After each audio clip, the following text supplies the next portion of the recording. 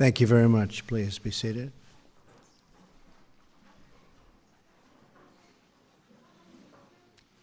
Thank you, Chaplain Hurley, Secretary Mnuchin, Secretary Mattis, Secretary Shulkin, Senator Stabenow, Congressman Upton, and members of the Armed Forces. Thank you for joining us as we award our nation's highest military honor to Specialist 5, James C. McCloughan. Today, we pay tribute to a veteran who went above and beyond the call of duty to protect our comrades, our country, and our freedom. Joining Jim today is his wife, Cherie, his brothers, Mike and Tom, his sons, Jamie and Matt, and many other members of his very large and beautiful family. We're also gratified to be joined by 8 previous Medal of Honor recipients. Now, Jim's name will stand forever alongside theirs in our history and in our hearts. I want to take a few minutes to tell you about Jim and how he earned this place among legends. Jim was raised in Bangor, Michigan. His father built their house from scratch and worked 40 years at a piano factory. Jim's dad taught him a simple but powerful lesson. Never do anything halfway. Always do your best. Jim took that lesson very much to heart. He played for 4 varsity sports in high school and 3 in college. In August of 1968, Jim was drafted into the Army. Within 6 months, he was trained as a medic and arrived in Vietnam. Right away, Jim poured all of himself into his duties, treating the sick and the wounded. Before long, all his fellow soldiers called him Doc. On May 13th, 1969, less than 3 months after he arrived, Jim was one of 89 men in Charlie Company to embark on a mission to secure a transportation route near Nanyuan. As Jim and his men jumped out of the helicopter, it quickly became clear that they were surrounded by enemy troops. Within minutes, 2 choppers were shot down, and one of his men was badly wounded in the middle of an open field. Jim did not hesitate. He blazed through 100 meters of enemy fire to carry the wounded and the soldier to safety. But this was only the first of many heroic deeds Jim would perform over the next 48 hours. After tending to the first wounded soldier, Jim joined a mission to advance toward the enemy. And advance they did. Before long, they were ambushed. Again, he ran into danger to rescue his men. As he cared for 2 soldiers, shrapnel from a rocket-propelled grenade slashed open the back of Jim's body from head to foot.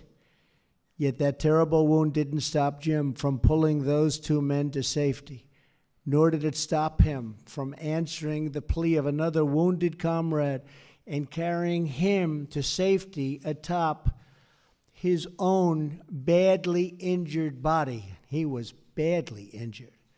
And so it went, shot after shot, blast upon blast. As one of his comrades recalled, whoever called medic could immediately count on McCloughan. He's a brave guy.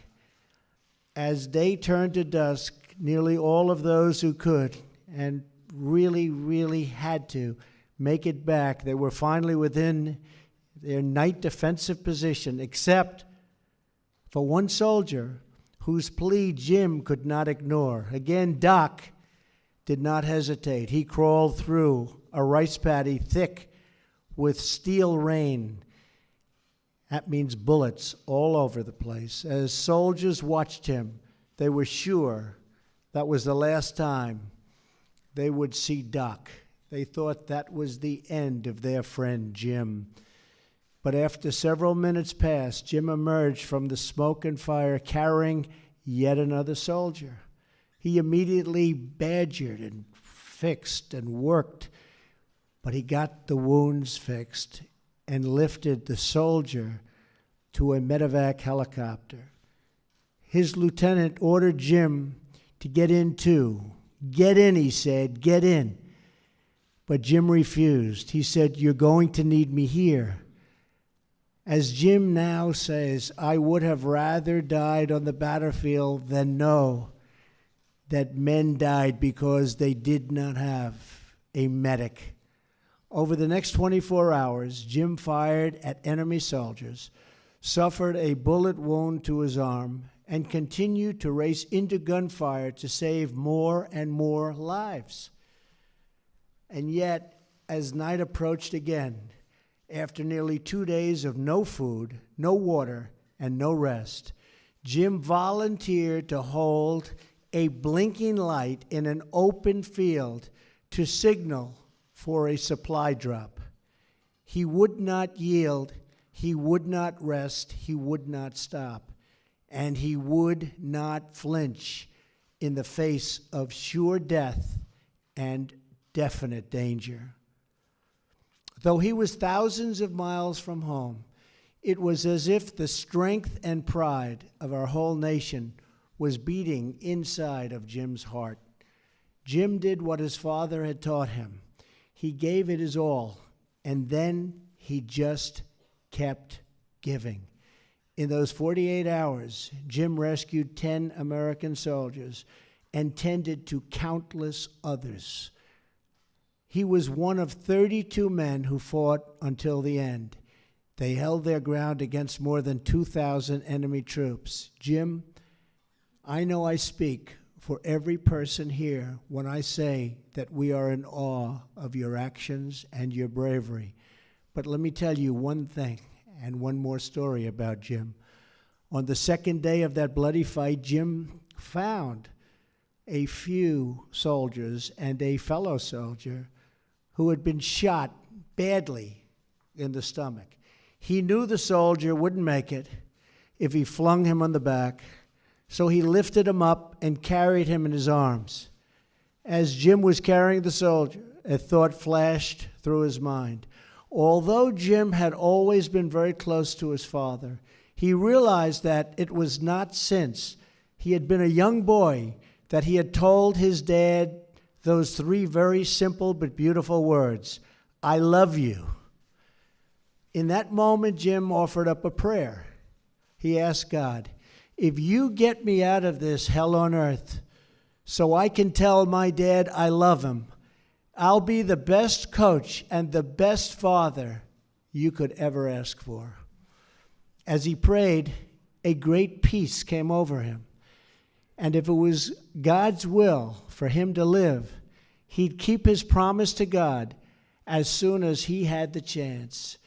Jim made it out of that hell on earth. He made it. Here he is.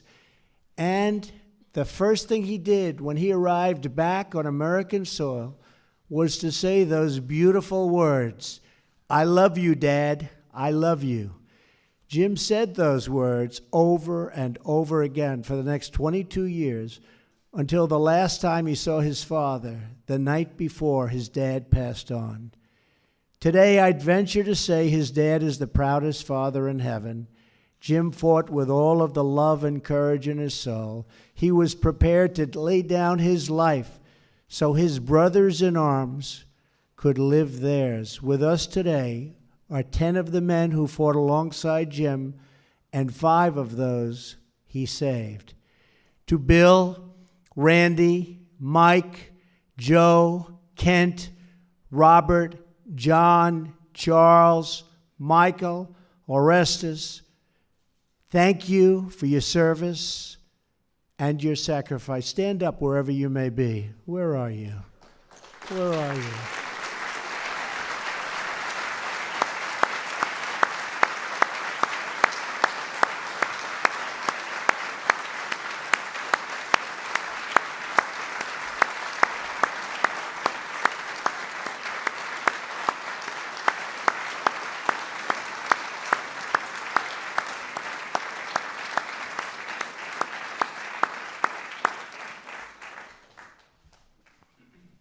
Thank you, fellas. That's great.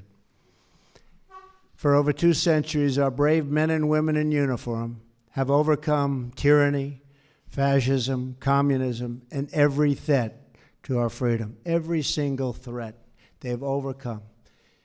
And we've overcome these threats because of titans like Jim, whose spirit could never be conquered.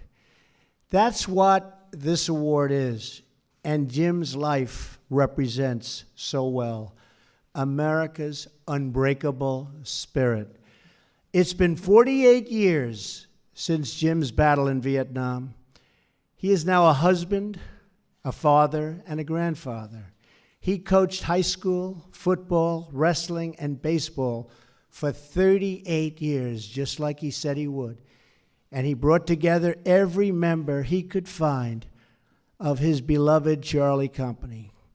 To many people in this room, Specialist 5 McCloughan has always been their friend Jim. To others, he's been coach.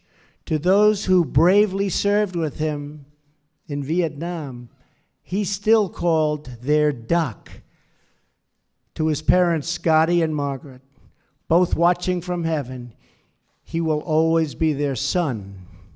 But today, 320 million grateful American hearts, Private McCloughan carries one immortal title, and that title is Hero. Specialist 5 McCloughan, we honor you, we salute you, and with God as your witness, we thank you for what you did for all of us. Now I would like the military aide to come forward and read the citation.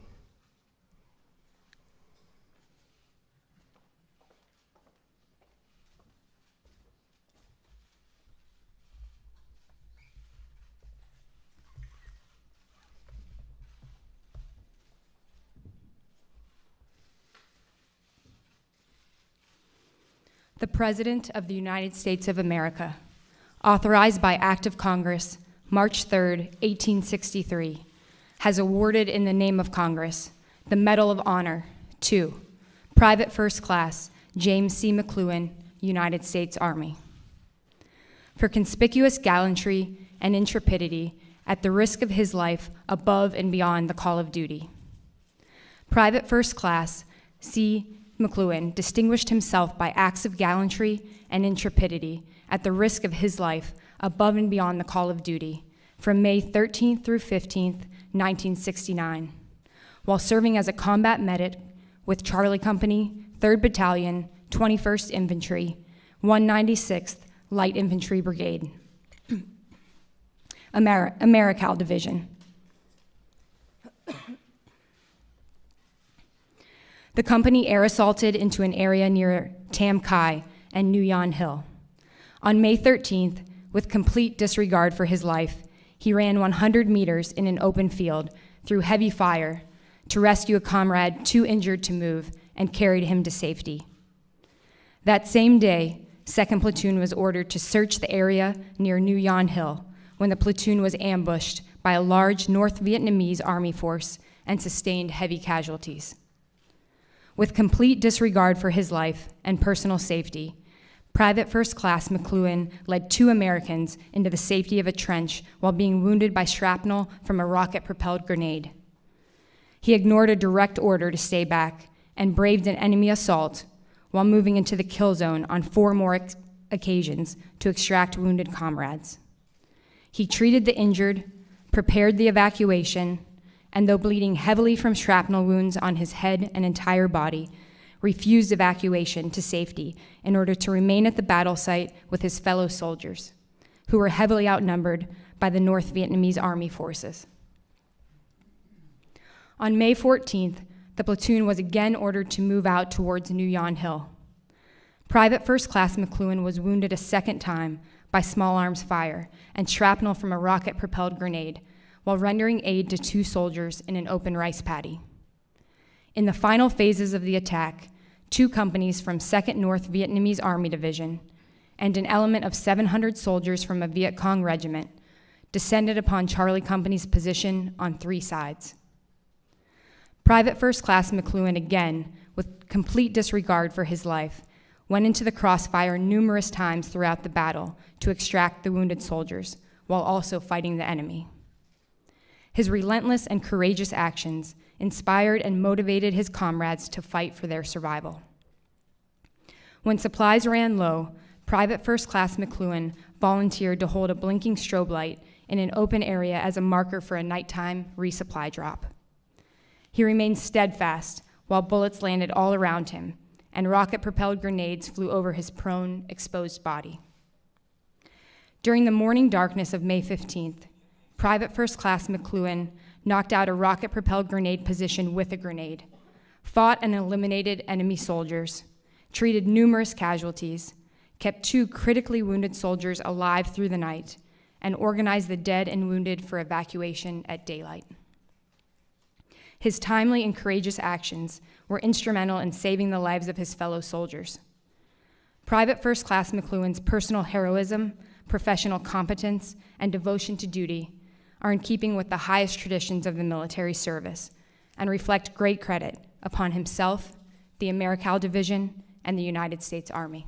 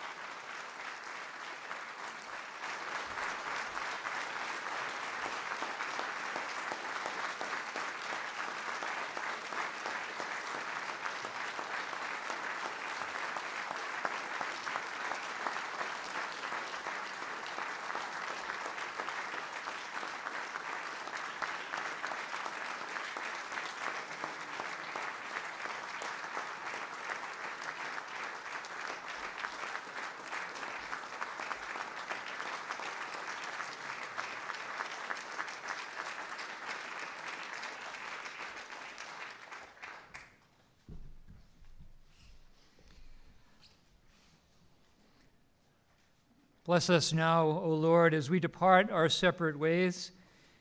May the memory of this occasion, may our participation here unite us all in compassion for service to all the members of our families, our military, our country. Strengthen us in faith and renew us in spirit and send us forth with your peace.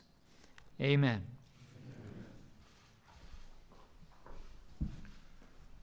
Jim, thank you. God bless you. God bless your family. God bless the United States of America. Thank you, Jim.